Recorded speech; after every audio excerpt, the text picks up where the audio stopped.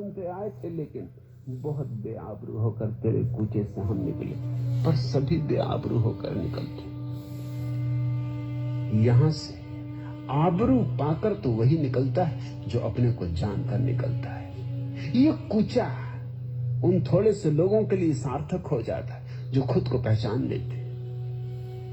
अमृत प्रिया, अपने को पहचान, समय मत गमाओ। मैं तुमसे कहता हूं कि जीवन महा आनंद, महा उत्सव है। जीवन शाश्वत गीत है जिसका न कोई प्रारंभ है न कोई अंत। तो यहाँ ओशो बात कर रहे हैं जीवन के बारे में। वो जीवन के बारे में इसलिए समझा रहे हैं क्योंकि एंग्जाइटी और डिप्रेशन जो होता है ना, वो इन चीज़ों को सुन के काफ़ी फ़र्क पड़ता है। मेरे को तो पड़ा जैसे। तो वो यही कह रहे हैं कि जो एंग्जाइटी एंड डिप्रेशन है, ये हैंड टू हैंड नहीं चलते। जहाँ तो बंदा एंक्शियस होता है, जब बंदा नॉन एंक्शियस होता है, जहाँ तो बंदा डिप्रेस में होता है या एंक्शियस होता है, दोनों में एक चीज़ होती है। Anxiety and depression can not go together. मगर तुम्हारा जीवन तो बीज है अभी, इसे ध्यान की भूमि दो। इस पर प्रेम का पानी। ओशो कह रहे हैं कि तुम्हारा जो अभी बीज है, तुम अभी अभी पैदा हुए हो, तो उसको रोज़ का वाटर डालो। उसको ज़िंदगी में ऊपर कैसे जाना है। ऊपर जाने का मतलब ये नहीं है कि ऊपर जाना है तो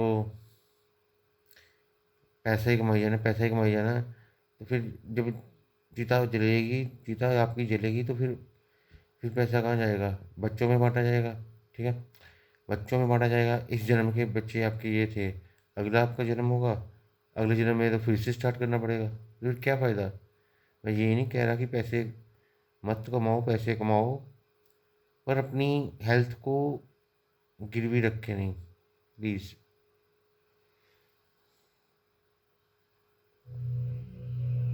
बरसाओ इस पर,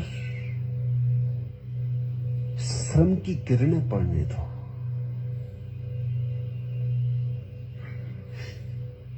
जागरूक होकर इसकी रक्षा करो।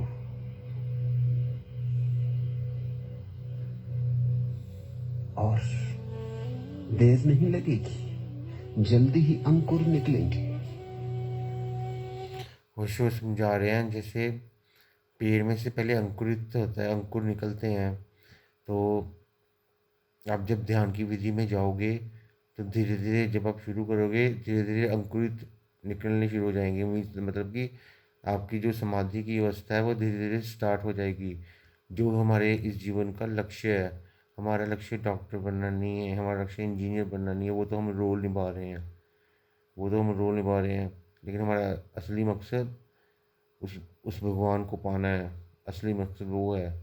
ये थोड़ी ना कि आप मैंने ये किया, मैंने वो किया, मैं ये आईआईटी से पढ़ा, मैं वहाँ से पढ़ा। तो आईआईटी वो एक बाबा आया हुआ है एक उसमें कुंभ मेले में, तो उसका देख लो क्या हाल हुआ, पागल बना रखा है उसको घर वालों ने। तो मेरे कहने का मतलब है, leave anxiety and depression please. देखिए, आपको लग रहा होगा कि मुझे भी ये लगता था कि ये मेरे हाथ में नहीं है। तो फिर देखा कि मतलब कि इतना सह लिया कि अब जब दर्द होता है तो पता भी नहीं चलता कहाँ दर्द हो रहा है, ध्यान ही नहीं जाता। तो इसलिए प्लीज़ इन चीज़ों से दूर रहिए। अच्छा खाना खाएं, घर का खाना खाएं, और जिम करें, मेडिटेशन करें। फिर आपको कोई भी बंदा खुश रहने से रोक नहीं सकता।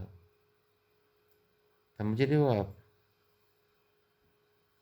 जल्दी ही वसंत आ जाएगा, मधुमास आ जाएगा। एक क्षण में भी ये बात हो सकती है। त्वरा चाहिए, सघन अभिप्सा चाहिए। अभीप्सा और आकांक्षा का भेद ख्याल में रखना।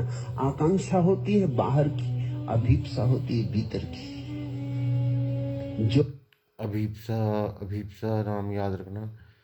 वो कह रहे हैं कि जो आवश्यकता होती है वो बाहर की होती है।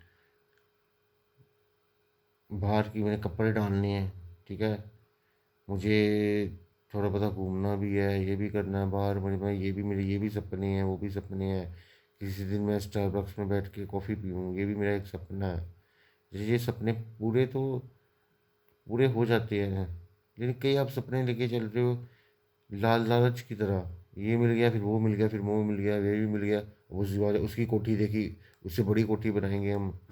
तो इन चीज़ों का कोई फ़ायदा नहीं है। At the end of the day, जब आप जब आप मरने के करीब होगे ना, तो आपको तब पता चलेगा कि ये मैंने क्या कर दिया।